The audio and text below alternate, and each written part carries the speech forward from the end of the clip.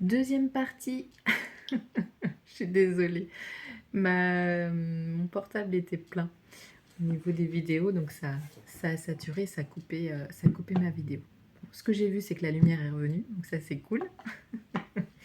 Et concernant voilà les couples où ça se passe bien, en tout cas, vous allez passer des beaux moments cette semaine. Et puis voilà, peut-être des retards au niveau avec vos amis, mais rien de méchant, rien de catastrophique. Donc voilà. Bon, je vais quand même finir la guidance, même si c'est la deuxième partie. Je suis contente, il y a la lumière et le chauffage qui revient, donc ça c'est cool. Je rallumerai la lumière tout à l'heure, je vais finir avec les bougies désormais. Voilà. Alors je voulais vous tirer une petite carte de l'oracle de Merlin, enfin 3 cartes de l'oracle de Merlin. Alors, pour les consultants et consultantes.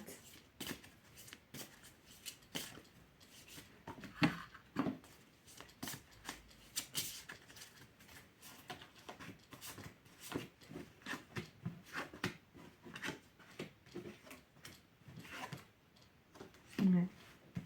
Qu'on revient à ces énergies de création de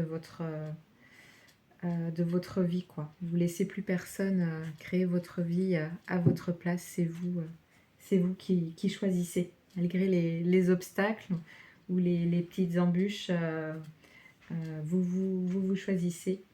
Et pour ça, vous vous appuyez là dans les semaines à venir de l'énergie de l'Excalibur. Donc une magnifique carte pour pouvoir avancer. Donc vous vous métamorphosez. Des fois, vous ne comprenez pas tout ce qui se passe dans votre quotidien, mais vous avancez. Malgré tout, vous restez dans votre instant présent. Voilà. Et puis, je voulais vous faire une petite lecture du petit livre des sagesses de Toltec. J'aime bien choisir à l'intuition une page pour voir s'il y a des messages aussi à vous transmettre. Alors, j'ai la chauve-souris.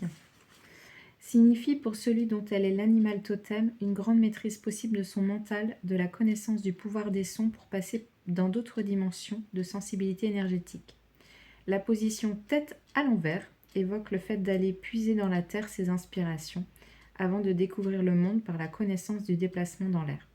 Cela peut être aussi vécu comme un enfermement ou un repli sur soi, donc l'effort sera de toujours revenir vers la lumière dès que possible.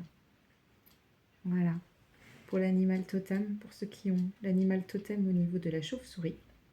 Et j'ai aussi un autre message, le porc-épic est le symbole de l'enfant innocent. Il est d'une nature gentille et aimant, il n'est pas agressif, mais il se protège avec ses piquants.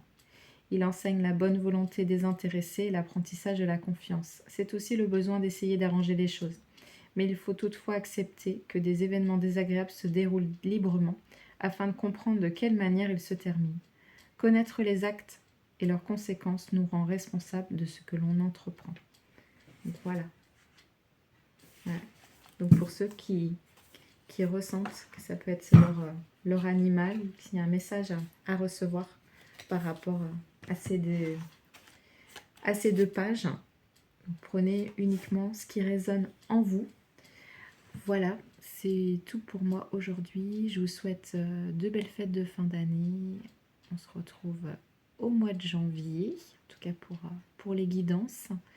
Voilà, et puis n'hésitez pas à mettre dans les commentaires voilà, ce qui vous plaît, ce que vous avez envie que je partage et que je continue à partager avec vous.